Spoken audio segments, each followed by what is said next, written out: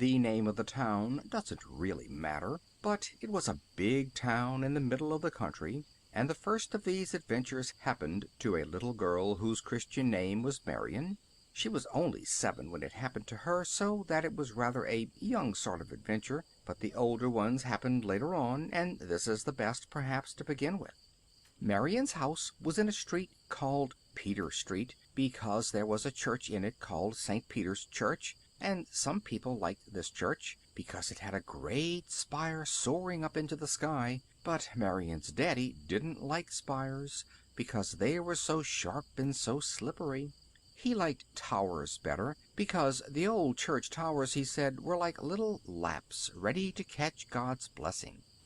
But Marian's daddy was a queer sort of man, and nobody took much notice of what he said. At the other end of Peter Street there was a field in which some people were beginning to build houses, and Marian used to love going into this field to watch the builders at work. But one afternoon she became tired of watching them, and so she climbed over a gate into the next field.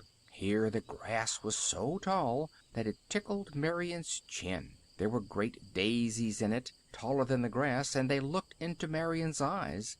They had calm faces, like Marian's mummy's Nurney's face, and they didn't mind a bit when Marian picked them. There were also buttercups, shiny and fat, like the man in the butcher's shop who was always smiling. This was such a big field that when Marian came to the middle of it, the voices of the builders were quite faint, and the tinkle of their trowels on the edges of the bricks sounded like sheep bells a long way off. When she turned round she could see the roofs of the houses and the tops of the chimneys, and the spires of the churches, all trembly because of the heat, as if they were tired and wanted to lie down. But they couldn't lie down, although they were so much older and bigger and stronger than Marian. "I'd rather be me," thought Marian, and when she had picked a bundle of flowers she lay down in the deep grass. It was so hot that, when once they had become used to her, the stalks of the grasses stood quite still. She could see hundreds and hundreds of them, like trees in a forest or people in church waiting for the anthem. Up in the hills it was different. There the grasses were always moving, not running about, of course, but standing in the same place and bending to and fro, to and fro. Some of them would move, so her father had once told her, as much as 4 miles in a single day, just as far as it was from Marian's house to the top of Fairbarrow Down. But here in the valley they weren't moving at all. They weren't even whispering. They were holding their breath, and if they were listening to anything, it was to something that a little girl couldn't hear. She stared into the sky, but it was so blue that it made her eyes ache trying to see how blue it was, and when she closed them to give them a rest, she could see little patterns on her eyelids. Then she opened them again, and the green of the grass, as she looked between the grass blades, was cool like an ointment. "And nobody in the world," she thought, "knows where I am." She felt a sort of tickle in the middle of her stomach. "How do you do?" said a voice. Marian gave a jump. She saw a little man looking up at her. He was not even as tall as an afternoon tea-table. "What's your name?" he asked. He was very polite. He held his hat in his right hand. Marian told him her name. She wasn't a bit frightened. "What's yours?" she asked. "I'm Mr. Jug," he said. "And who are you, Mr. Jug?" she inquired.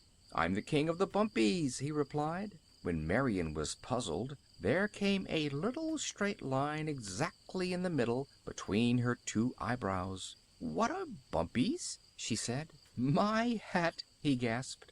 "Haven't you ever heard of bumpies?" Marian shook her head. "Oh dear," he sighed. "Have you ever heard of angels?" "Well, of course," said Marian. "Everybody's heard of angels." "Well, then, bumpies," said Mr. Jug, "are baby angels. They're called bumpies till they've learned to fly." "I see," said Marian. "But why are they called bumpies?" "Because they bump," said Mr. Jug, not knowing how. Marian laughed. "Where do you live?" she asked. "If you'd care to come with me," he said, "I could show you." "Oh, I should love to," said Marion. "May I?" He put on his hat and gave her his hand, and helped her to stand up with her bunch of daisies. "Come along," he said, and he took her across the field, and through a hole in the hedge into the next one. This was a smaller field with some cows in it, and the grass in it was quite short. He led her across it and helped her over a gate into the field beyond, where the grass was shorter still. "How old are you?" he asked. "I'm 7," said Marion. "That's very young," he replied. "I'm 7,000,000." "Good gracious!" said Marion. "And how old is Mrs. Jug?" "She's as old as I am," he said, "but she looks younger." When they came to the middle of this field he stood still and stamped with his foot 3½ times, 3 big stamps and a little stamp, and then the field suddenly opened. Marion saw a hole at her feet, with a lot of steps in it going down, down, down. "This is where I live," he said. "You needn't be frightened. It's quite safe. I'll lead the way." He was still holding her hand, and he went down before her a step at a time, very carefully. "Isn't it rather dark?" said Marion. "Wait till I've shut the door," he said, "and then you'll get a surprise." When both their heads were well below the ground, he tapped twice on the wall, and then the hole was shut, so that they couldn't see the sky, and a most wonderful thing happened. They were at the beginning of a long passage, almost a mile long, with a lovely slope in it, and on each side of it there were hundreds of little lights, all of different colors. There were blue lights, and green lights, and yellow lights, and crimson lights, and lights of all sorts of other colors that Marion had never seen or even imagined. Both the walls and the floor of the passage were quite smooth, and just where they stood there was a little cupboard. "This is where I keep my scooter," he said. "It saves time, and there's lots of room on it for 2. He opened the cupboard door and took out a scooter. "Now put your hands," he said, "on my shoulders." "Oh, what fun!" said Marion, as she suddenly noticed that he seemed to have grown taller. She climbed on to the scooter behind him. He gave a little push, and they began to glide down the passage. At first they went quite slowly, because the slope was so gentle, but soon they were going faster and faster, and presently they went so fast that all the colored lights became 2 streaks of light, one on each side of them. Marion could hardly breathe. "What's going to happen at the end?" she thought. But about halfway along the passage began to go uphill again. The colored streaks became separate lights. The scooter went slower and slower. At last it stopped just in front of a closed door, and there in the wall was another little cupboard. "Here we are," said Mr. Jug, putting the scooter away. "I expect they're all having tea." Then he opened the door, and Marion almost lost her breath again, for what she saw was a great long room with lots and lots of little tables in it, and bumpies sitting on chairs round every table. Hanging from the ceiling of this room were hundreds of colored lights, just like the lights that she had seen in the passage, blue lights and green lights and yellow lights and crimson lights, and lights of all sorts of other colors, of which she didn't even know the name. And there was such a clamor of talking and laughing and spoon clinking and plate clinking and chair creaking and table creaking that Marion could hardly hear what Mr. Jug was saying, although he was shouting in her ear. "That's my wife," he said. "That's Mrs. Jug, that lady over there, just coming toward us." Marion looked where he was pointing, and saw a stout little lady with a smiling face. She was exactly as tall as Mr. Jug, but she weighed 2½ pounds more. As for the bumpies, they were of all sorts of sizes, but they all wore the same kind of clothes: little dark green jackets over little dark green vests, little dark green knickers, and little dark green socks. Fastened to each jacket were 2 little hooks, one behind each shoulder. These were for their wings, but they only wore wings when they were having their flying lessons. Suddenly they all stopped talking and stared at Marian. Some of them stood on their chairs in order to see her better. She felt very shy and began to blush. Mrs. Jug came and gave her a kiss. "This is Marian," said Mr. Jug. "Can you give her some tea?" "Why, of course I can," said Mrs. Jug, giving Marian 2 more kisses. "Come with me, my dear. You shall have tea at my table." She introduced Marian to all the Bumpies. They gave her 3 cheers, and then went on with their tea, and soon Marian was having tea herself. Such a tea as she had never had before, not even at her Uncle Joe's. There was bread and butter with Bumpy jam on it, and Bumpy Devonshire cream on top of the jam, and there was Bumpy cake with Bumpy cherries in it, and there were Bumpy meringues, and there was Bumpy honey. "Why, it's just like a birthday tea," said Marian. "That's because it is one," said Mr. Jug.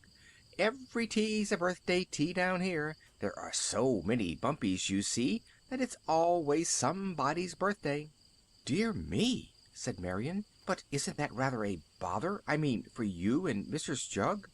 Mrs. Jug gave her another meringue. "There aren't any bothers," she said, "in heaven." "But this isn't heaven," said Marian. "Is it?"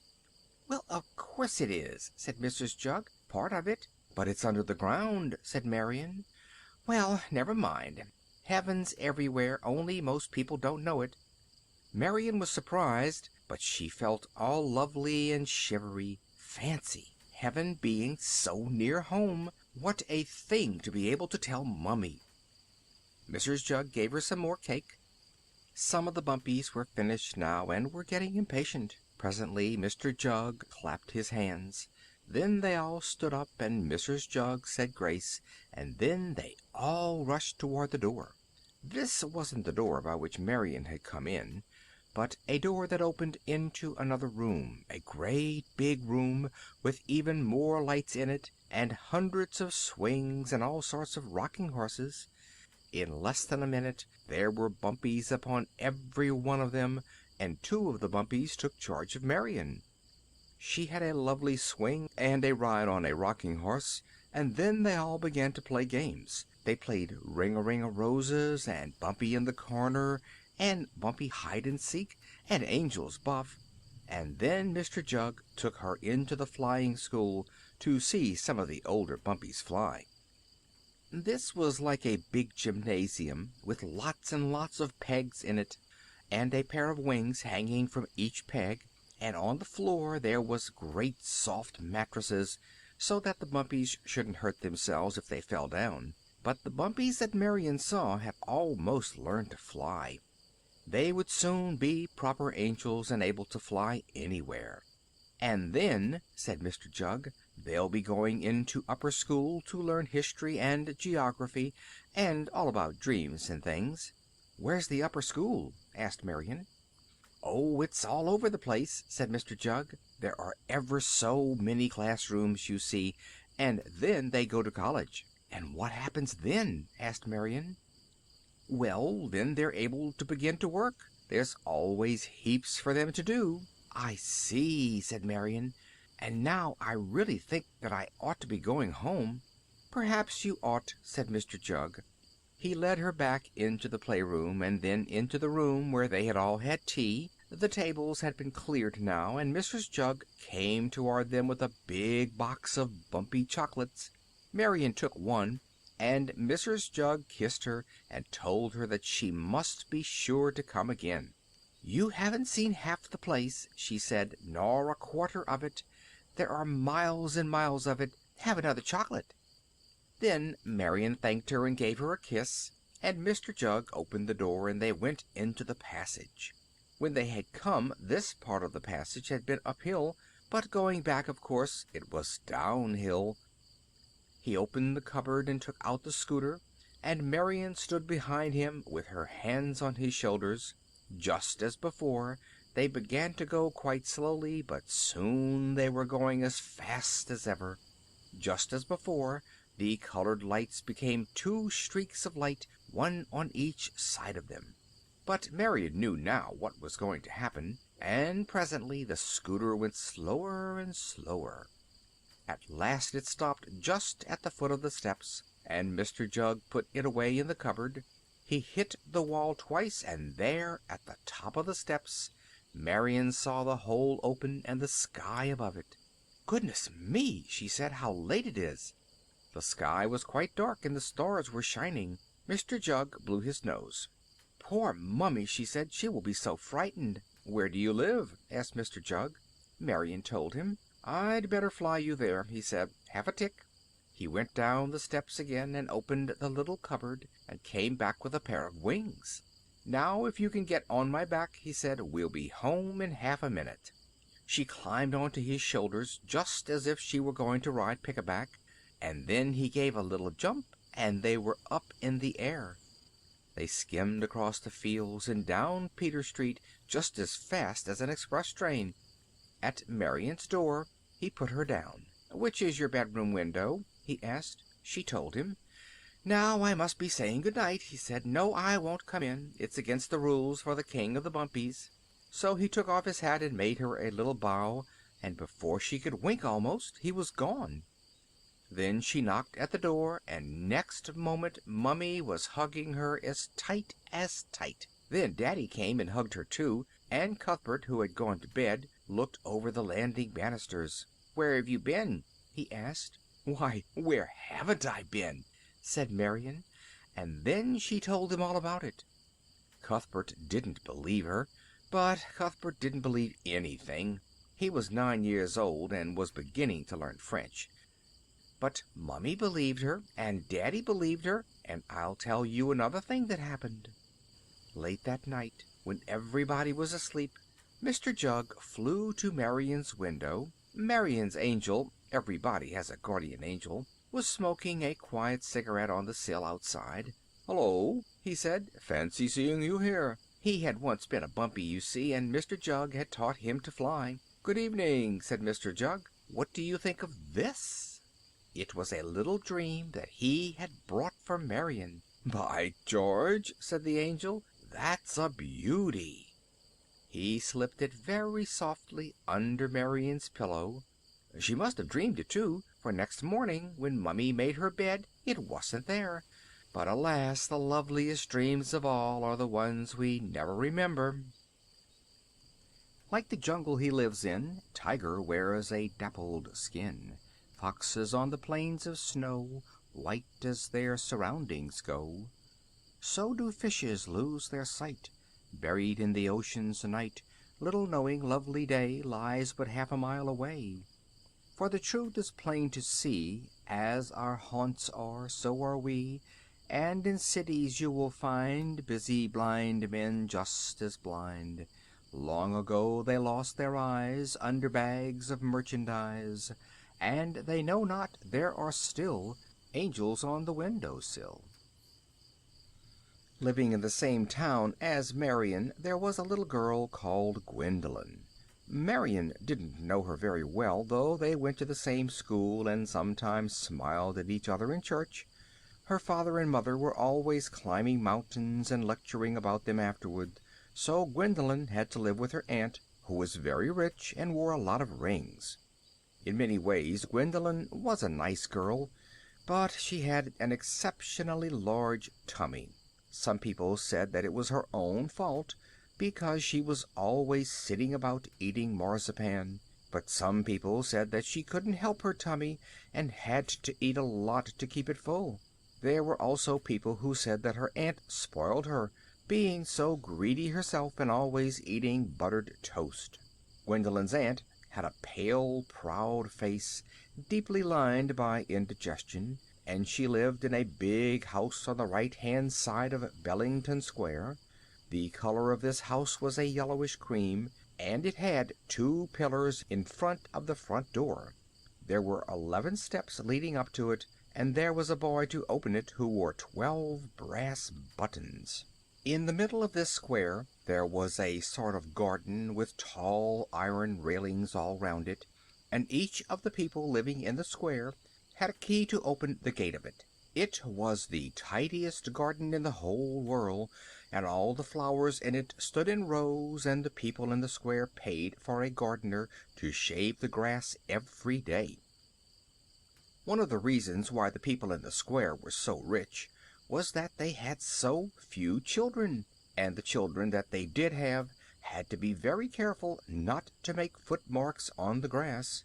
Gwendolen's aunt sometimes went there when she had a headache and wanted to throw it off, and Gwendolen went there to eat marzipan and read about princes and princesses. She generally sat on a painted iron seat in front of a flower bed shaped like a lozenge, and once she was sick behind a bush called B. stenophilia on a tin label. One day she was sitting on this seat when she heard a curious sort of sound. At first it was rather faint, so that she didn't take much notice of it, but gradually it became louder and louder. Her aunt was sitting on the same seat, wondering which of her medicines to take before dinner, and Gwendolen noticed that she began to look annoyed because the noise was the sound of a harmonium. Some people like harmoniums, and have them in their houses, and play hymns on them on Sunday afternoons. But this was a harmonium that went on wheels, with a man to push it, and a woman walking beside him.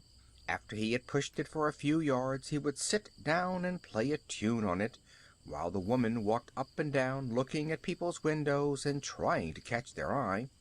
If she saw anybody she would say, "Kind lady," or "Kind gentleman," as the case might be, and perhaps the kind lady or the kind gentleman would throw her some money, and then she would say, "God bless you."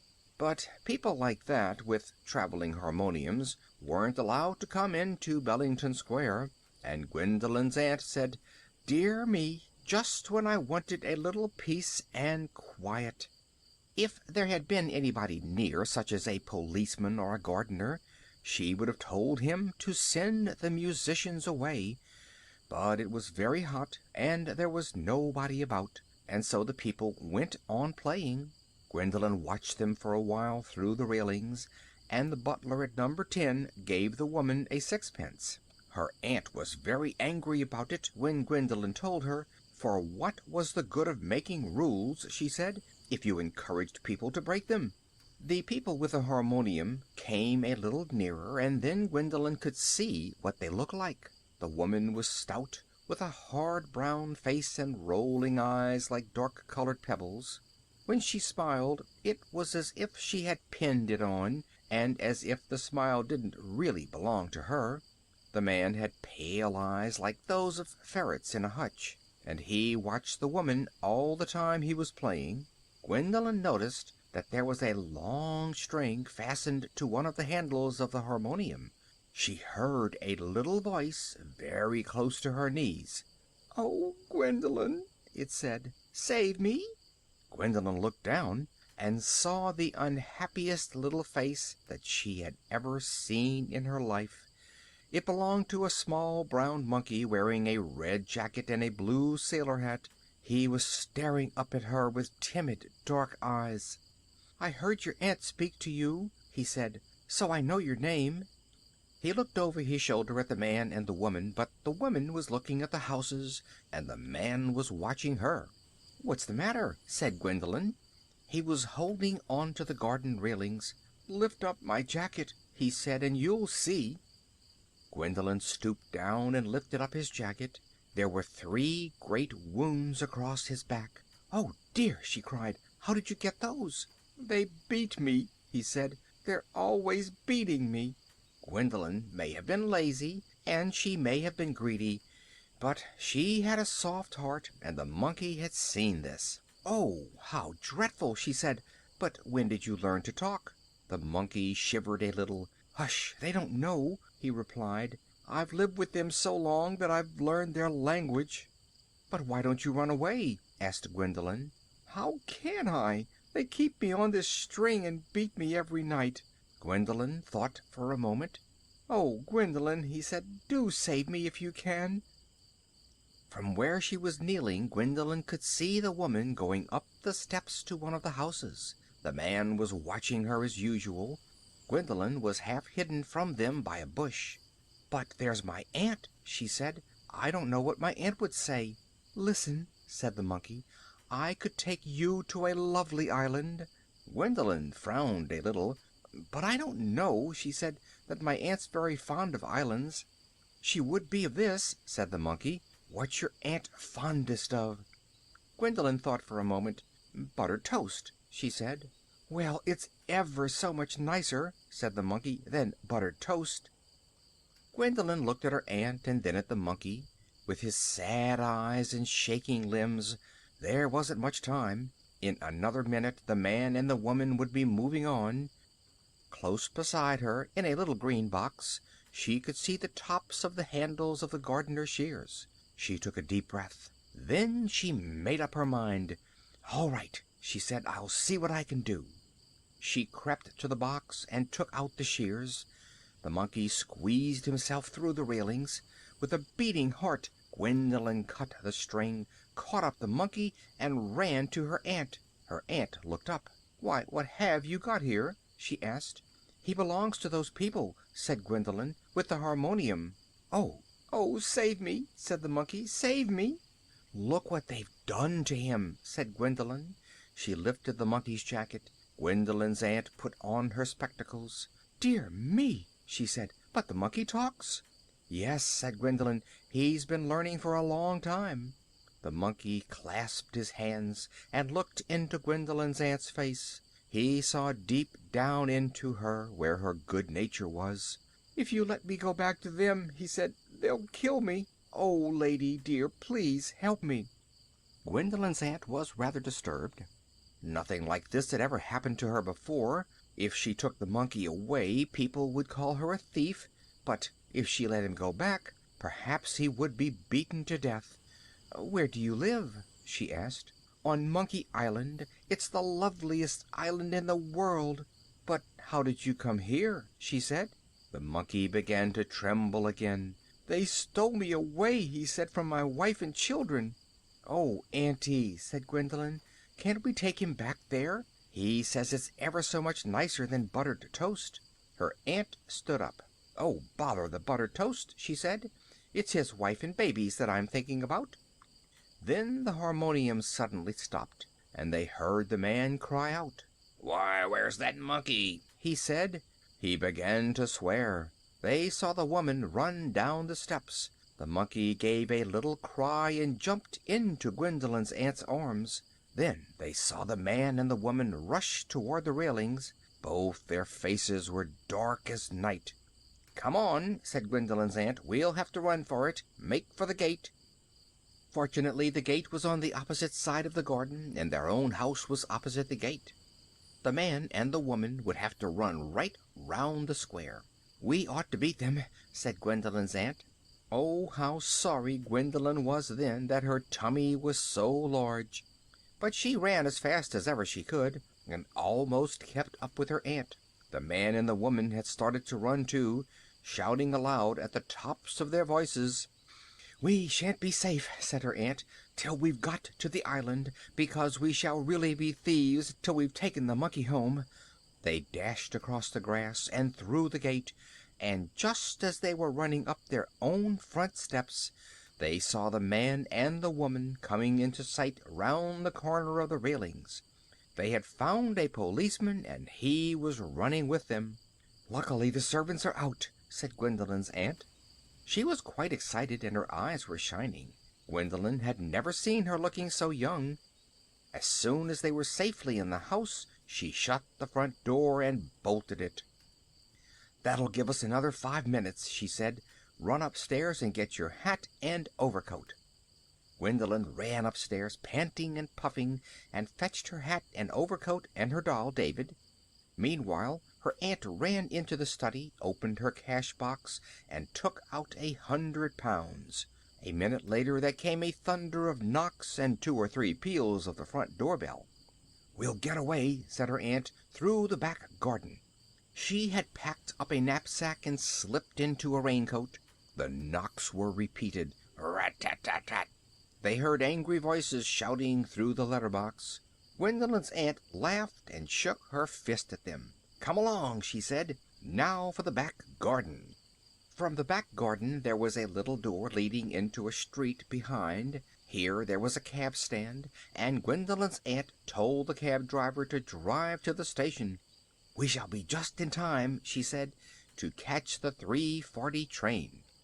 It was only a horse cab, but the horse galloped, and they arrived at the station just as the train came in. There was hardly a moment to take their tickets in, but the guard waited for them, and they just managed it. The engine whistled, the porter slammed the door, and the next moment they were off. The monkey, who had been hiding under Gwendolen's aunt's coat, poked his head out and looked about him. Fortunately, they had the carriage all to themselves. "Oh, dear," said Gwendolen, "how splendid!" It was an express train, and it didn't stop for an hour, and then Gwendolen's aunt thought they had better get out. "We'll hire a motor car," she said, "and go to Lullington Bay and find my old friend Captain Jeremy. When I was young he wanted to marry me, but I was too proud and wouldn't let him." So they got out and hired a motor car and drove at full speed to Lullington Bay. It was a long drive, and when they arrived at the captain's cottage the stars were shining, and the captain was in his garden. Deep below them they could see the ocean, dark as bronze and knocking at the shore. Captain Jeremy was looking through a telescope.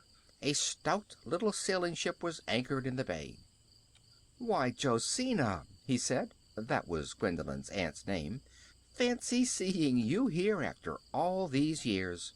He was a sunburnt man with blue eyes, and Gwendolen liked him because he looked so kind. They told him what had happened, and he looked very grave. "We must be off at once," he said. "I know that man and woman." "Why, who are they?" asked Gwendolen. "Smugglers," he said. "They're two of the most dangerous people I know. Luckily my ship is all ready to sail. We'll put off at once for Monkey Island." The captain lived alone. He had never been married, so he had only to lock up his carriage and put the key in his pocket. "We ought to get there," he said, "in a couple of months' time, if the wind holds fair." It was the first time that Gwendolen had been on the sea, and for 2 or 3 days she was rather seasick, but after that she began to enjoy the voyage and the smell of the spray and the sight of the waves. It was lovely weather, and as they drew near the equator a great yellow moon shone on them all night. It was so hot that she hardly wore any clothes, and used to go barefooted just like the sailors, and she grew so blonde and so graceful that she scarcely looked like the same girl. As for her tummy, well, there was no marzipan on board, and she soon began to lose all her love for it. She would ever so much rather be up in the rigging with David her doll and Captain Jeremy's telescope. One day she suddenly noticed a sort of little cloud on the horizon, but it didn't move, and as the ship drew nearer she saw that the cloud was really an island. She called to the monkey, and he ran up the rigging beside her, and after one look he could hardly contain himself. "That's the island!" he cried. "My beautiful island, with my wife on it and my children!" Presently they came so close that they could see the golden sand and the tall trees with their clusters of fruit, and soon the ship was anchored, and Captain Jeremy gave orders for a boat to be lowered. Captain Jeremy himself, with 2 of his sailors, and Gwendolen's aunt all got into it, and in another 5 minutes they were standing on dry land again, with the happy monkey dancing beside them. Captain Jeremy and the sailors stayed by the boat, but Gwendolen and her aunt and the monkey began to explore the island. There were flowers everywhere, not planted in rows like the flowers in Bellington Square, but growing where they liked, and rejoicing in their freedom and praising God with their beautiful colors. Some of the trees were smooth, with curious flat leaves, and knobby brown berries that tasted like buttered toast. But Gwendolen's aunt had made a resolve to give up eating buttered toast. Since she had helped Gwendolen to rescue the monkey, all her indigestion had disappeared, and she felt as fresh and looked as pretty as if she were only half her age. Some of the trees were different, with twisted trunks and pale red blossoms dripping with juice, and this juice tasted like marzipan, but Gwendolen had resolved to give up marzipan.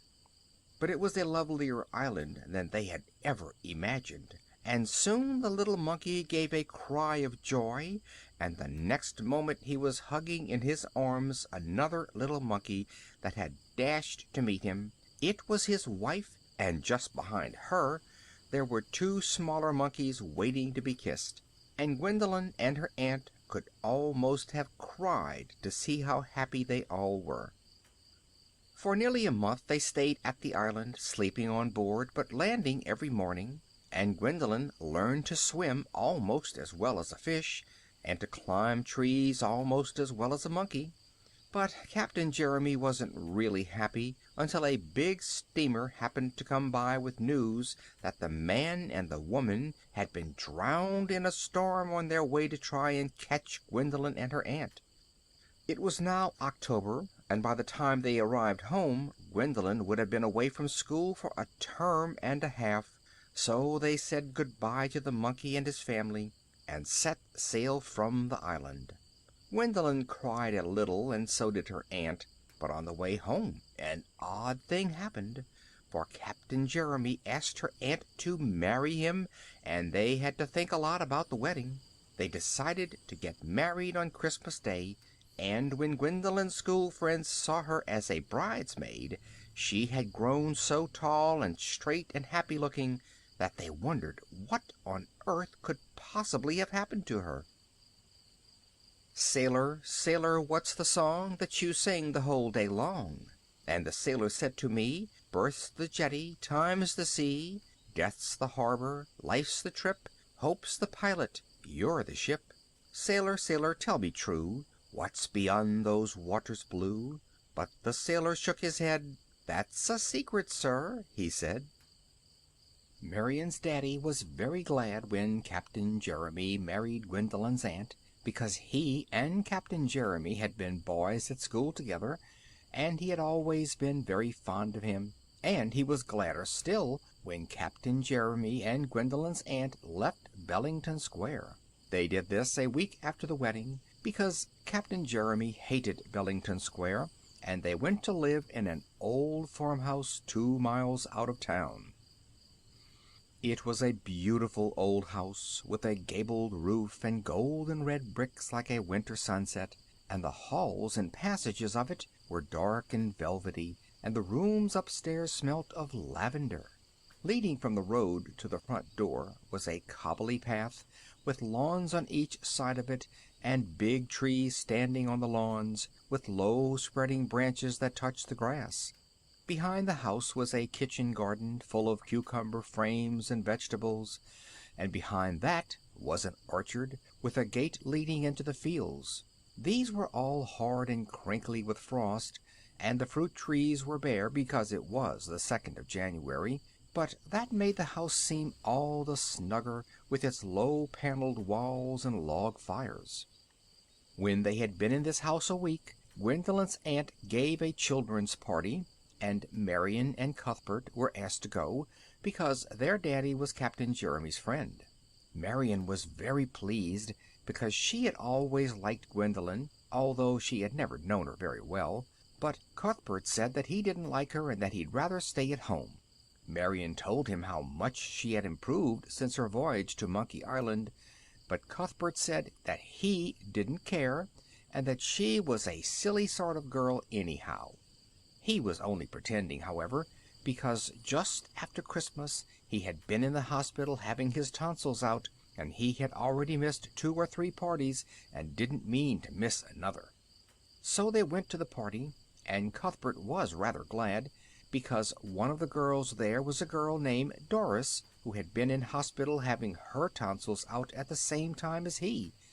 She was rather a decent girl, 10 years old, with dark-colored eyes and brown hair, and one of her thumbs was double-jointed, and she had been 8 times to the seaside.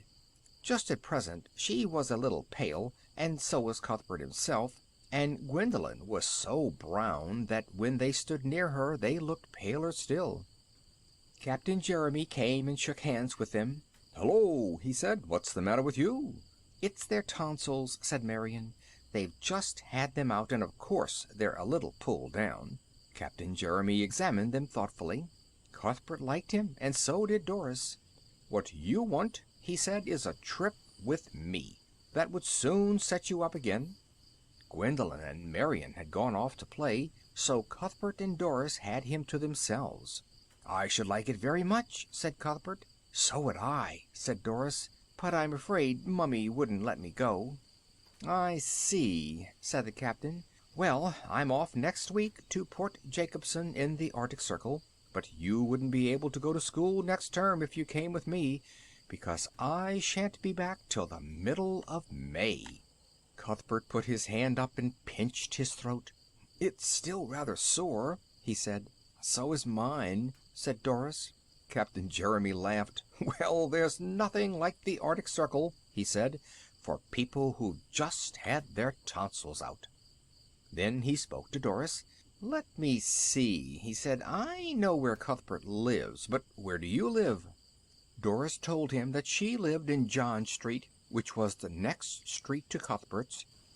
Her father was dead, and her mummy was rather poor, as she had 5 other children besides Doris. Captain Jeremy nodded. "Then perhaps I shall be able to persuade her," he said, "to let me take you off her hands for a bit." Doris danced up and down. "Oh, I wish you would!" she cried. "I'd simply love to see the Arctic Circle." "So would I," said Cuthbert, and they were both so excited that they could hardly eat any tea. When Marion heard about it, she wished that she was pale too, and she wished it ever so much more the next morning, when Captain Jeremy called on her father and mother and persuaded them to let Cuthbert go. Then he went to John Street and talked to Doris's mother, and he looked so commanding and yet so gentle that Doris's mother said she would be very glad to let Doris go with him to Port Jacobson. "Of course it'll be very cold," he said, "and they'll have to wear furs, but we can easily get those when we arrive, and all they'll want for the voyage is plenty of underclothing and their oldest clothes." For a voyage like that, all among the ice, Captain Jeremy's sailing ship wasn't quite suitable, so he had hired a little steamer with very thick sides and a trusty pilot. Port Jacobson was in a sort of bay just under the shelter of Cape Fury, and beyond Cape Fury the coast had hardly been explored. It was all so bare and bleak and rocky. The only people who lived there were a few fishermen, a clergyman named Mr. Smith, and a couple of engineers who had been there for a year and had just found a coal mine. It was the engineers who had written to Captain Jeremy, because they wanted him to bring them some machinery, and also because they wanted him to take back some of the coal that they had already dug up. That was how Captain Jeremy made his living, fetching and carrying things across the sea. Neither Cuthbert nor Doris was the least bit seasick, and they loved to stand on the bridge beside Captain Jeremy and see the great billows rushing toward the steamer, one after another, in the bright sunshine. Sometimes they went below into the dark engine-room, where they had to shout to make themselves heard, and where the pistons of the engines slid to and fro like the arms of boxers that never got tired. How they loved the cabin, too, at meal-times, when the cook rolled in with the steaming dishes, and what meals they ate, in spite of the lurching table and the water slamming against the portholes. In a couple of days' time they had forgotten all about their tonsils, and 2 days after that they had almost forgotten their homes, and a week later they saw something in the distance like the gray ghost of a cathedral. It was an iceberg, the first that they had seen, but soon they began to see them every day, sometimes pale in mournful groups, like broken statues in a cemetery, and sometimes sparkling in the sun as though they were crusted with 1,000,000 diamonds.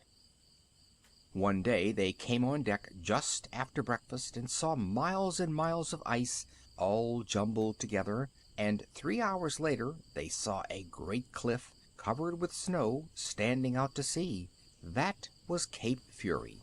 and as they drew nearer they could see a little cluster of dark houses with spires of smoke rising from their chimneys, and that was Port Jacobson. The pilot was on deck now, shouting all the time, and the steamer was going very slowly, with ice on each side of it, and they could see some men coming toward them, with rough-haired dogs pulling sledges. At last the steamer could get no farther, although it was still about a mile from the town, and they cast out anchors and a long cable that they began to carry toward the shore.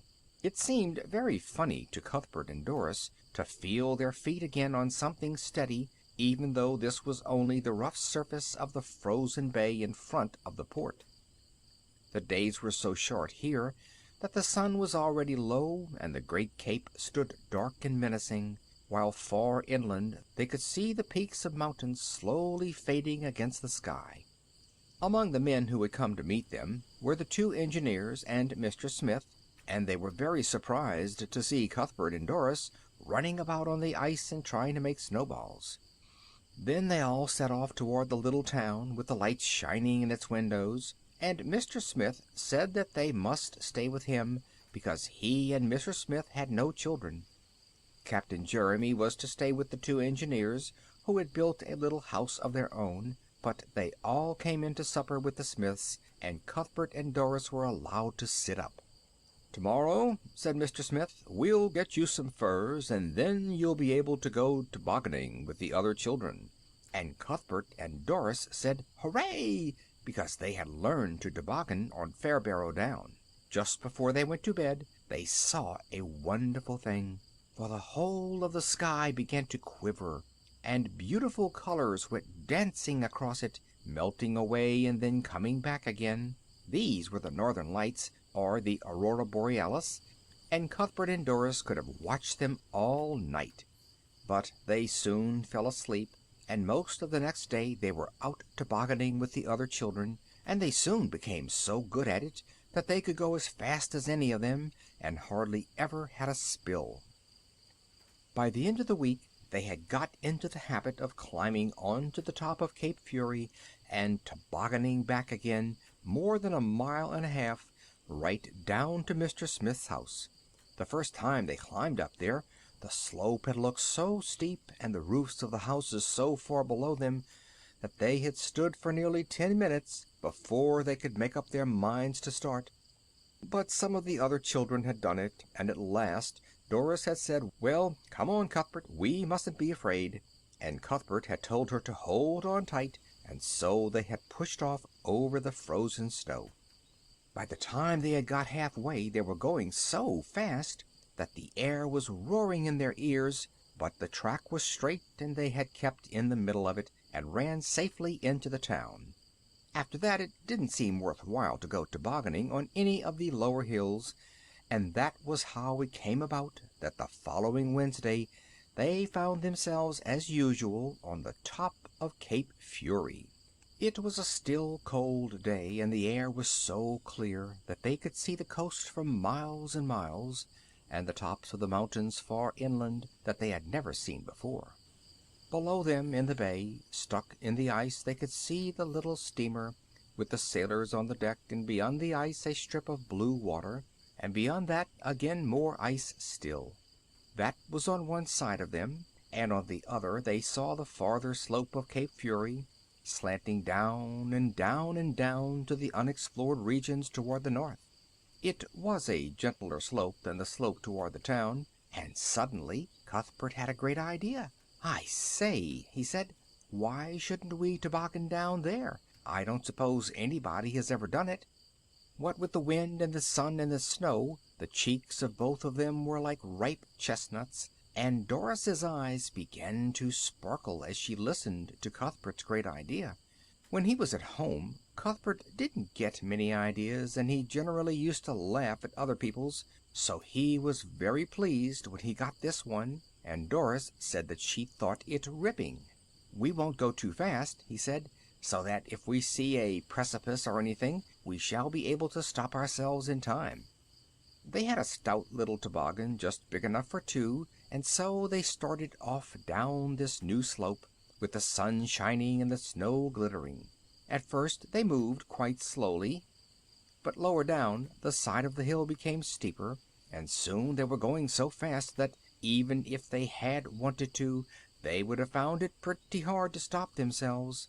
And then an awful thing happened, for suddenly, just in front of them, they saw a deep cleft in the snow, sliding down at a terrific angle into a sort of tunnel under the hillside. Almost before they could breathe, they had plunged into this, and now there was nothing to do but to hold on. They saw the tunnel's mouth leaping toward them, and the next moment they were in darkness. Neither Cuthbert nor Doris had ever been so frightened before. In the pitchy blackness they could see nothing.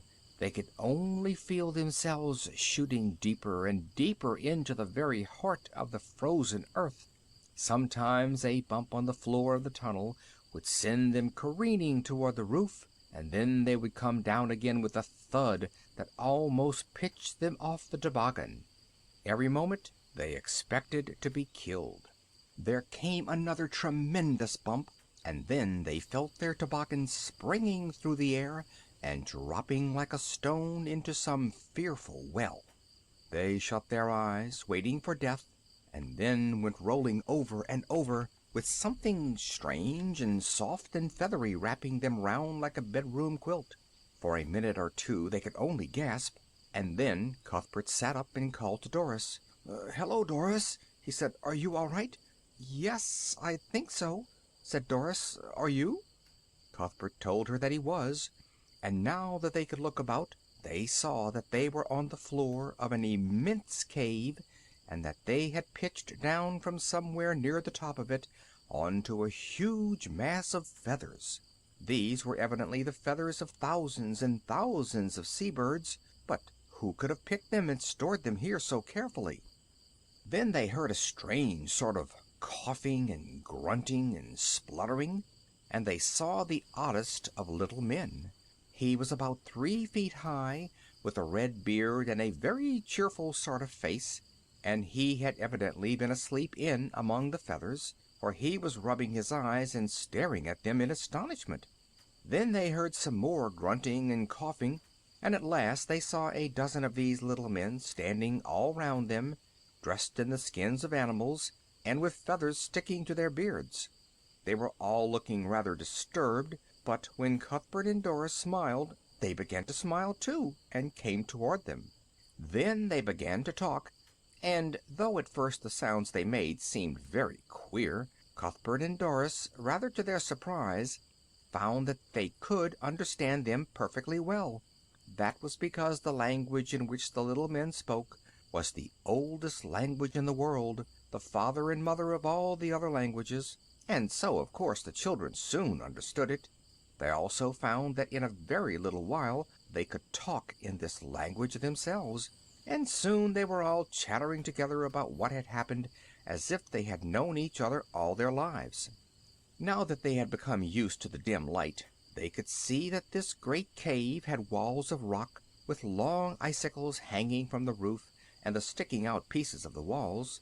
Most of the floor of it was smooth ice, but in the middle there was a flat rock, and on this rock there was a little fire burning, a little fire made of coal. The leader of the men was a man called Marmaduke, and he told the children that they had all been asleep, and that they had lived in this cave for hundreds of thousands of years, and that the great pile of feathers was where they went to bed. "But it's daytime," said Cuthbert. "Why do you go to bed in daytime?" Marmaduke laughed, and so did all the other men. "Because at night," he said, "we go out and hunt to get our wolf and seal meat when no one can see us." But they were all so excited at the appearance of Cuthbert and Doris that they led them to the fire, where they sat and talked to them, and presently they cooked a delicious meal for them of seal soup and wolf chops. The coal that they burnt they had found in a deep hole in one corner of the cave, and at the other corner there was a little crack, down which they presently led the children. This opened upon a ledge of ice 5 or 6 feet above the shore, and now they could hardly see anything, because the air was full of snow, driving fiercely into their faces. The little ice men looked grave.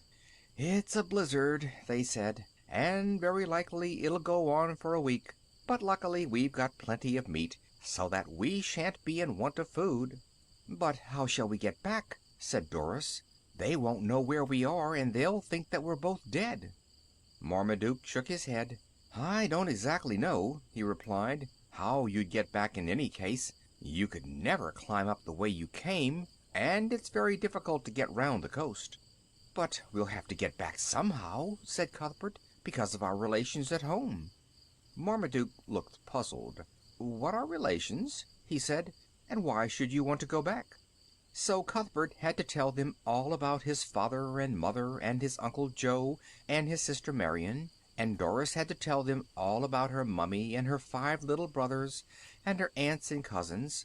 They were very interested, but it was quite clear that Cuthbert and Doris couldn't leave that night, and so presently they crept in among the feathers and were soon very comfy and fast asleep.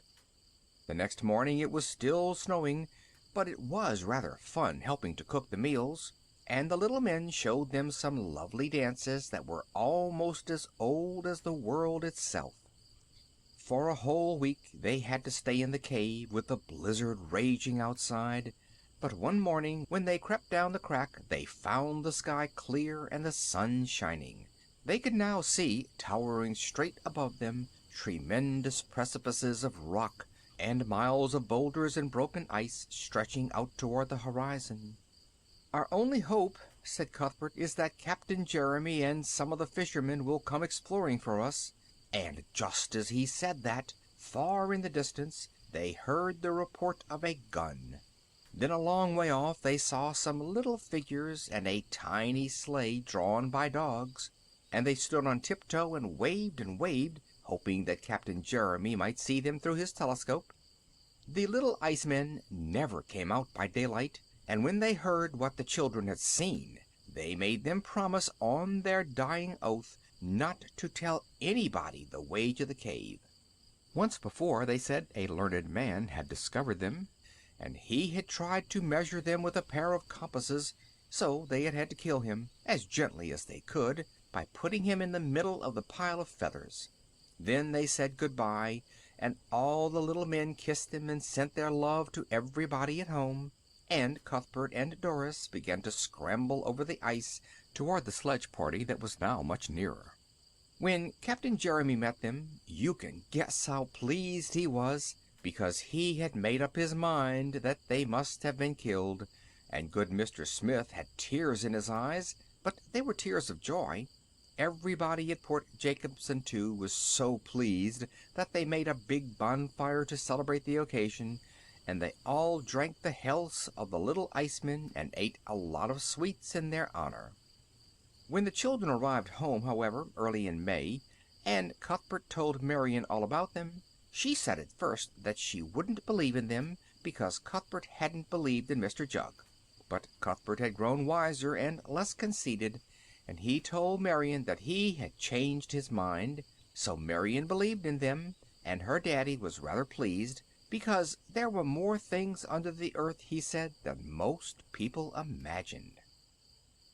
Not a twig that learned to climb in the babyhood of time, not a bud that broke the air in the days before men were, not a bird that tossed in flight ere the first man walked upright, not a bee with craftier cell than a Roman citadel, but with all its pride and pain into dust crept back again. Oh, what wisdom there must be hidden in the earth and me!